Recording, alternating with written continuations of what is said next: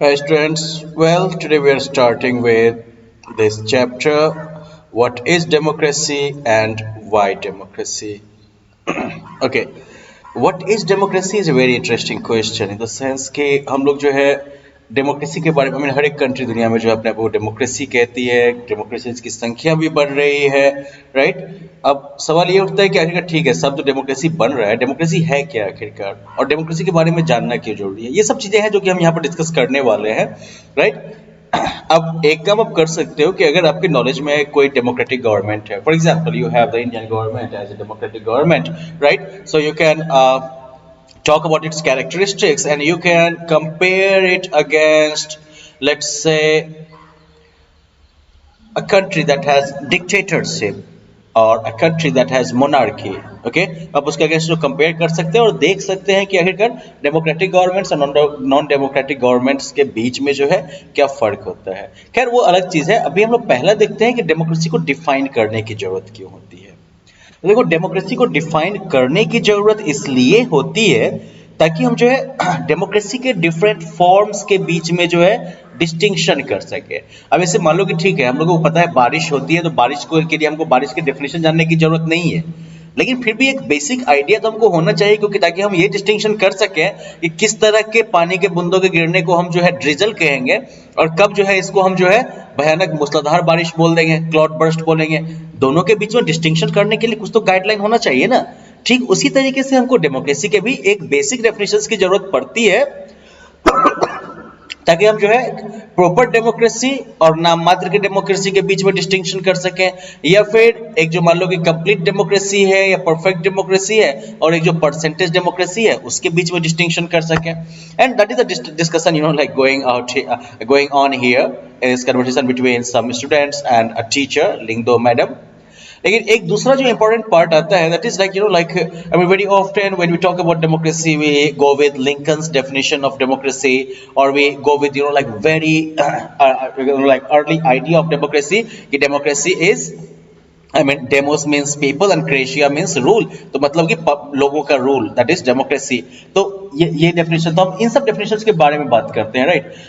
सवाल ये है कि पहली बात ये कि ये डेफिनेशंस उस वक्त आए थे जब भाई डेमोक्रेसी या ह्यूमन पॉपुलेशन या पॉलिटिकल ऑर्गेनाइजेशन ये सब इतना कॉम्प्लिकेटेड नहीं हुआ था, इतना कॉम्प्लेक्स नहीं हुआ था। तो ये तो पहला चैलेंज है आपका। ओके दूसरा ये है कि चूंकि कॉम्प्लेक्सिटी बढ़ती जा रही है ग्लोबलाइजेशन वगैरह के टाइम में, तो खैर चैलेंजेस और बढ़ते जा रहे हैं, मास मीडिया ने आके जो है गेम को और चेंज कर दिया है। तो इन सब सिनेरियो में आपको फिर डेमोक्रेसी आई मीन डेफिनेशन को अपग्रेड करने की भी जरूरत पड़ती है ना। अब जैसे ही मान लो कि पुराना कंप्यूटर तुम्हारा जो है अभी भी पुराना कंप्यूटर नहीं है, वो जो बड़ा वाला कैलकुलेटर का काम सिर्फ नहीं करता है, अब वो जो है तुमको वेदर सिमुलेशन भी करके दिखा देगा, मेडिसिन में भी बहुत हाई लेवल के जो है कह सकते हो कि वो मॉडल्स बना के जो है या प्रोजेक्ट्स वगैरह की प्लानिंग उस पर चल सकती है। एक से एक डिजाइनिंग का काम जो है वो कंप्यूटर पे होने लगा है, और इसके अलावा साइंस के बड़े बड़े एक्सपेरिमेंट्स के सिमुलेशंस जो होते हैं वो सुपर कंप्यूटर्स का यूज करके किए जा सकते हैं। देखो तो कंप्यूटर कहाँ का कहाँ पहुंच गया, मल्टीपल एस्पेक्ट्स हो गए ना इसके। तो उसी तरीके से मान लो कि डेमोक्रेसी भी जो है उसको भी हमारे चेंजिंग पॉलिटिकल इकोनॉमिक लैंडस्केप के आधार से वो भी बदलेगा, उसकी प्रैक्टिस भी बदलेगी और उसी आधार पर हमको जो है उसके डेफिनेशन को भी जो है ज्यादा से ज्यादा जो है अपडेट करते रहने की जरूरत पड़ेगी। तो खैर चलो हम एक बिल्कुल बेसिक लेवल पर शुरू करते हैं कि डेमोक्रेसी होता क्या है। तो एक जो आइडिया दिया जाता है वो ये है कि the democracy is a form of government in which the rulers are elected by the people.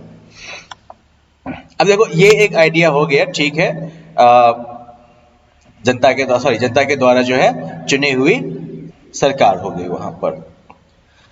भाई चलो ठीक है, इंटरेस्टिंग पॉइंट है, इसके आधार पर हम जो है डेमोक्रेसी को डिक्टेटरशिप से डिस्टिंग्विश कर सकते हैं, क्योंकि बहुत जगह डिक्टेटरशिप होता है जहां पर कि जैसे कि म्यांमार में जो जनता गवर्नमेंट थी इससे पहले, मींस मिलिट्री डिक्टेटरशिप थी इससे पहले, या फिर चिले में पिनोशे का जो डिक्टेटरशिप वाला रिजीम था। ओके इसी तरीके से बहुत सारी कंट्रीज है दुनिया में जहां पर कि अभी भी मोनार्की है। तो इन सब से जो है हम डेमोक्रेसी को इस आधार पर अलग कर सकते हैं, डिस्टिंग्विश कर सकते हैं कि ठीक है जहां पर चुनी हुई सरकार है वो डेमोक्रेसी, जहां पर चुनी हुई सरकार नहीं है बाय डिफॉल्ट कोई बन गया, पैदाइश की वजह से कोई बन गया, तो वो जो है नॉन डेमोक्रेटिक हो गया। लेकिन हम आगे जाके ये देखने वाले हैं कि सिर्फ जनता के द्वारा चुने होने से कोई डेमोक्रेटिक गवर्नमेंट नहीं हो जाती, या फिर जहां पर जनता के द्वारा चुनी हुई सरकार हो सिर्फ उतने मात्र से जो है वो कंट्री या वहां का पॉलिटिकल सिस्टम जो है वो डेमोक्रेटिक नहीं हो जाएगा। ओके, डेमोक्रेसी के और भी बहुत सारे इंट्रिकेट या कह सकते हो कि बहुत सारे जो है इंपॉर्टेंट पार्ट्स हैं, बहुत सारे इंपॉर्टेंट पहलू हैं जिनको कि हमको समझना पड़ेगा, और जब तक हम उनको नहीं समझेंगे हम प्रॉपर तरीके से डेमोक्रेसी को डिफाइन नहीं कर सकते हैं। Okay, now what we are going to do is that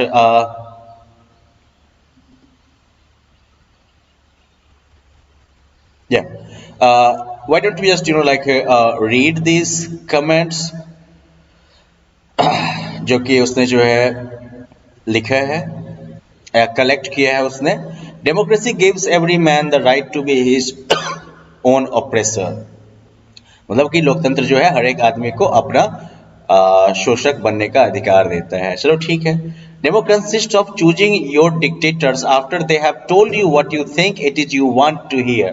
ये भी एक नेगेटिव कमेंट है कि डेमोक्रेसी जो है तुमको अपना डिक्टेटर चुनने का अधिकार देता है जब इसके बाद जब उन्होंने तुमको कह दिया है जो तुम्हें लगता है कि तुम सुनना चाहते हो। मतलब बेसिकली डेमोक्रेसी में क्या होता है, नेता सब जो है वो आपके मन की बात, आपके हिसाब से आपके मन की बात करके आपसे वोट ले लेता है, उसके बाद 5 साल तक फिर अपने हिसाब से करता है, फिर आके आपके मन की बात आपको बोल देता है, आप फिर से उसको वोट दे दीजिएगा।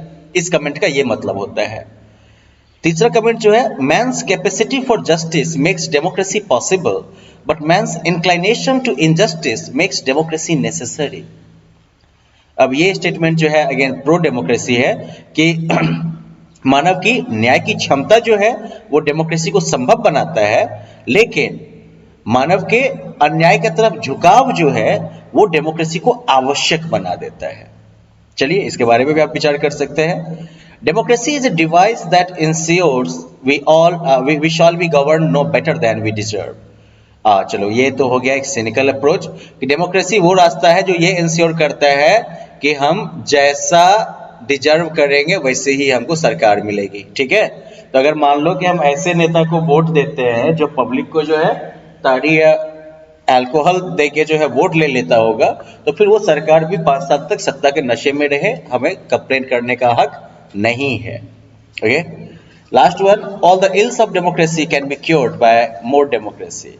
डेमोक्रेसी की जो भी बीमारियां आपको दिख रही हैं, जो भी प्रॉब्लम्स दिख रही हैं, उनको खत्म करने का एक ही तरीका है कि डेमोक्रेसी को और बढ़ाइए, डेमोक्रेसी के दायरे को और बढ़ाइए। तो चलो ये तो हो गया तुम्हारा डेमोक्रेसी के बारे में डिफरेंट ओपिनियन, इसको आप पॉजिटिव और नेगेटिव में कैटेगराइज कर सकते हैं, and most importantly it gives you some perspective about democracy. Now here is another interesting idea about democracy. ये कार्टून जो है वो यूएस और बेसिकली नाटो फोर्सेज का जो इराक पर जो अटैक हुआ था और उसके बाद जो उन्होंने वहां पर इलेक्शंस करवाए थे उसके कॉन्टेक्स्ट में कार्टून बनाया गया है। ठीक है, कि मान लो कि इराक में जब इलेक्शंस होते हैं तो उसको ये डिनोट करता है कि अमेरिकन आर्मी या नाटो फोर्सेज जो है पीछे उनकी बंदूकें टंगी हुई हैं और वो जो है ये झंडा बुलंद कर रहे हैं डेमोक्रेसी का, और जिस डेमोक्रेसी के बिल्कुल बीच में जो एम जो है बड़ा सा, ये एम और कुछ नहीं है, ये जो है मैकडोनल्ड के लोगो का हिस्सा है। मैकडोनल्ड जो है वो यूएस बेस्ड कह सकते हो कि फास्ट फूड जायंट है। ठीक है, मैकडोनल्ड आप लोगों ने नाम भी सुना ही होगा, बर्गर वगैरह बेचता है वो, बर्गर, फ्रेंच फ्राइज, बेसिकली जो है आदमी को बीमार करने का, हार्ट अटैक देने का जो भी सब सामान है सब जो है मैकडोनल्ड बेचता है, और दुनिया का सबसे बड़ा retail chain fast food chain भी है मैकडोनल्ड का। तो अब इस कार्टून का मतलब क्या बनता है? एक मतलब तो ये बनता है कि जहां दुनिया में जो है डेमोक्रेसी को फैलाया जा रहा है कि भाई democracy is the best way of governance and everything, इसका एक जो हिडन एजेंडा है वो ये है कि आप जो है अमेरिकन मल्टीनेशनल कंपनीज को बढ़ावा दे रहे हैं। ठीक है, तो ये इस कार्टून का मैसेज हो गया। एनीवेज, अब हम कार्टून हम लोग जो है डेमोक्रेसी के पॉजिटिव और नेगेटिव एस्पेक्ट्स को देखेंगे, या हम लोग बेसिकली समझना चाहेंगे कि किस तरीके का डेमोक्रेसी होना जो है वो असली डेमोक्रेसी होना है। तो ये सब चीज हम लोग देखेंगे when we start talking about features of democracy, and we will do that in the next class. Okay, well till then, bye bye.